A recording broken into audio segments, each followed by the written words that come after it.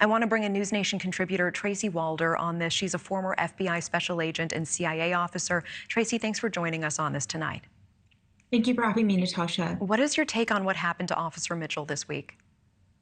Well, this is very unusual, quite frankly. We actually saw an ambush in and around this area about 2 weeks ago, but that was a different situation, and that was a domestic violence issue, and the officers were basically shot at from the house. It was a different kind of a tactical position. But here, what we're seeing is someone that actually laid in wait, took enough time to pretend that they were hurt and lure this officer towards them. So the intent here is very, very interesting because it seems that the intent truly was to kill a police officer, and that is highly unusual. Yeah, and of course, so incredibly tragic. I believe he leaves behind a fiancée and a child as well.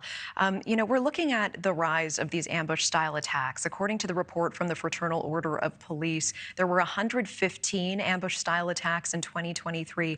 Why do you feel that these numbers are going up?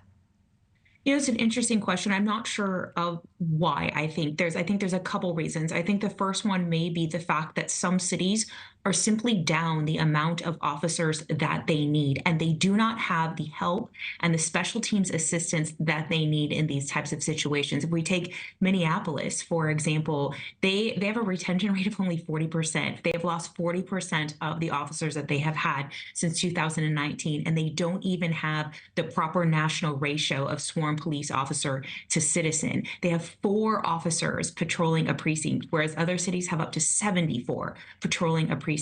And when you have something like that, that really makes police officers very susceptible to danger. Interesting. In this specific case, do you believe that the individual, are you tracking that the individual who shot him, who, by the way, did end up dying at that scene, went as far as pretending to be injured to lure that officer in?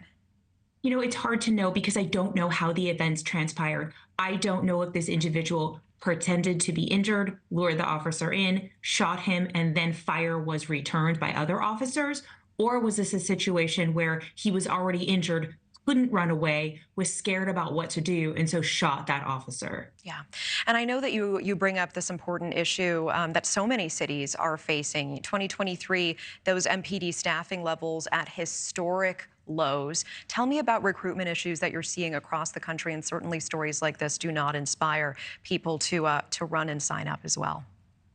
I think part of the recruitment issues, what I'm seeing is there's a lot of packages passing through states or even city councils for officers, and it's going mostly towards counselors, attorneys, reform and oversight workers, which, look, we absolutely need. I mean, what happened to George Floyd in Minneapolis with Officer Chauvin was unconscionable. He had been reprimanded 17 times, and that's completely unacceptable prior to this happening. So look, oversight needs to be had, but at the same time, we also need to be passing things like retention bonuses to keep officers who have been there for 3 years or more. Yeah. Tracy Walder, always appreciate the context and time. Thank you.